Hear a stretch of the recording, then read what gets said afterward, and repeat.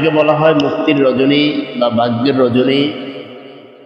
সব শব্দের অর্থ হলো রাত্র, আর বারাত শব্দের অর্থ হলো মুক্তি। এটা হলো ফার্সি এবং আরবি দুইটার সংমিশ্রণে। হাদিসের মধ্যে আসছে নিসফে মিন শাবান, শাবানের অর্ধ রজনী। এ রাত্রটা অনেক ফজিলতপূর্ণ একটি রাত্র। আল্লাহ রসুল সাল্লাল্লাহু আলাইহি ওয়াসাল্লাম হাদিসের মধ্যে বলছেন, ইজা কানাত লাইলাতুন নিসফি মিন শাবান, যখন শাবানের 14 তারিখ দিবগত রাত্রি, অর্থাৎ আজকের রাত্রি যখন আসে, আল্লাহ রাব্বুল আলামিন দুনিয়ার প্রথম আসমানে আসেন এবং রসুল বলছেন, কুমু লাইলাহা, তোমরা রাতের বেলা কিয়াম করবা, নফল নামাজ, কোরআন তেলাওয়াত, তওবা, ইস্তিগফার, আল্লাহর কাছে ক্ষমা চাওয়া, মৃতদের জন্য আল্লাহর কাছে দোয়া করা, নিজেদের জন্য ভালাই আল্লাহর কাছে চাওয়া, এবং ওয়াসুমু নাহারাহা, দিনের বেলা রোজার জন্য বলছেন, রোজা রাখার জন্য। এবং আল্লাহ প্রথম আসমানে এসে বলতে থাকেন, আলা মিন মুস্তাগফিরিন, ও আমার কোন বান্দা আছে আমার কাছে ক্ষমা চাইবে, আমি তাকে ক্ষমা করব। আলা মিন মুস্তারজিকিন, কে আছে আমার কাছে রিজিক চাইবে, আমি তাকে রিজিক দিব। আলা মুবতালিয়ান, কে আছে কোন সমস্যা, আমি তার সমস্যা সমাধান করে দিব। আলা কাজা, আলা কাজা, এইভাবে আল্লাহ ডাকতে থাকে। এজন্য এ রাত্রিতে আমরা আমাদের যার যে সমস্যা আছে আমরা আল্লাহর কাছে বলবো, এবং হাত্তা ইয়াতলা আল ফজর, ফজর পর্যন্ত এই সময়টা অতিবাহিত হতে থাকেন।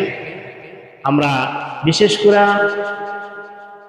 এ রাত্রের ফজিলত এত বেশি, আল্লাহ রসুল সাল্লাল্লাহু আলাইহি ওয়াসাল্লাম বলছেন, সবাইকে সাধারণভাবে ক্ষমা ঘোষণা করেন, তবে মুশরিক, হিংসুক, মা বাবার সাথে যারা নাফরমানি করে তাদেরকে ব্যতীত তাদেরকে মাফ করেন না। অন্য হাদিসে আরো কিছু লোকের কথা বলা হয়েছে। এই জন্য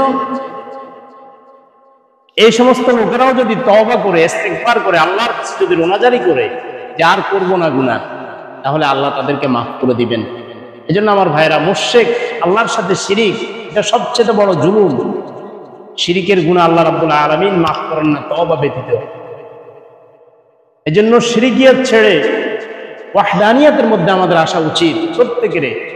আমাদের প্রত্যেকটা কাজ আল্লাহর সাথে যেন কোনো শিরিকিয়াত যেন না হয়, শিরিক বেদাত মুক্ত যেন আমাদের ঈমান হয়, ইখলাস যুক্ত যেন হয়, মহব্বত যুক্ত যেন আমাদের ঈমান হয়, প্রতিটা কাজে যেন ভালোবাসে। আজকে দেখেন, এই শবে বরাত, এত বড় একটি ভাগ্যের রজনী, মহিমান্বিত রাত্র, যে রাত্রের মধ্যে আল্লাহ রসুল বলছেন যে সেই সময়ে আরবের মধ্যে বনি কালিব একটা গোত্র ছিল, তাদের ছাগলের পশম, ভেড়ার পশম থেকেও আরো বেশি বলছেন যে এত লোককে আল্লাহ রাব্বুল আলামিন মাফ করেন।